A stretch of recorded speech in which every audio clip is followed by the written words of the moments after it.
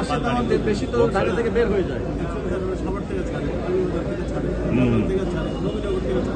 এটা তো open market, সেখান থেকে প্যাসেঞ্জার পাবে, আপনাদের সার্ভিস ভালো হলে আপনার কাছে যাবে।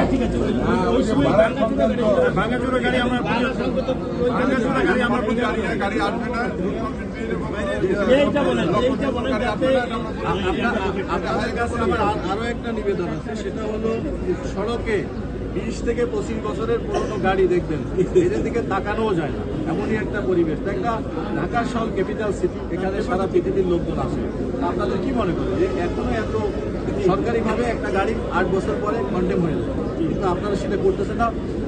পুরোনো 30 থেকে 25 বছরের গাড়িও এই রোডে কিন্তু আছে, যার কারণে ট্রাফিক কনজেশন, ওরা এসে রাস্তার মাঝখানে 3টা বাস একসঙ্গে দাঁড় করে। এটা আপনারা একটু ওদেরকে বলবেন কোনোভাবেই যাতে রাস্তার মাঝখানে এই বাসগুলো না থাকে।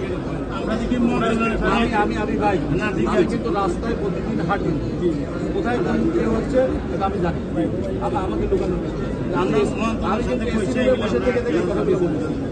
এরা স্যার শুধু গাবতলিকে দিকে সভাপতি সেক্রেটারি, সেন্ট্রাল সভাপতি সেক্রেটারি।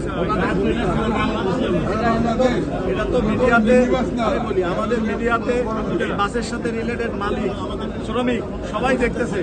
আমি তাদেরকে, এই ভাইদেরকে অনুরোধ করব, দেশে একটা সুন্দর সুষ্ঠু সড়ক ব্যবস্থাপনা থাকা দরকার। এই ট্রাফিক ব্যবস্থাপনা যদি সুন্দর না হয়, প্রতিদিন আপনার আমার অনেক জীবন চলে যাচ্ছে, আমাদের ভাই মারা যাচ্ছে, বোন মারা যাচ্ছে, মা বাবা মারা যাচ্ছে।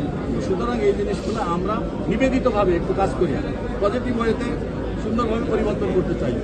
গভর্নমেন্টও সেটা চাচ্ছেন, অগ্রাধিকার প্রকল্প মাননীয় প্রধানমন্ত্রী, এইটাই আপনাদের আমার মেসেজ। আপনারা এগুলা অচিরেই, আমি আশা করব আগামী 1 মাসের ভিতরে সড়কের পরিবর্তন হবে। ইনশাআল্লাহ। আরেকটা কথা না বললেই নয়,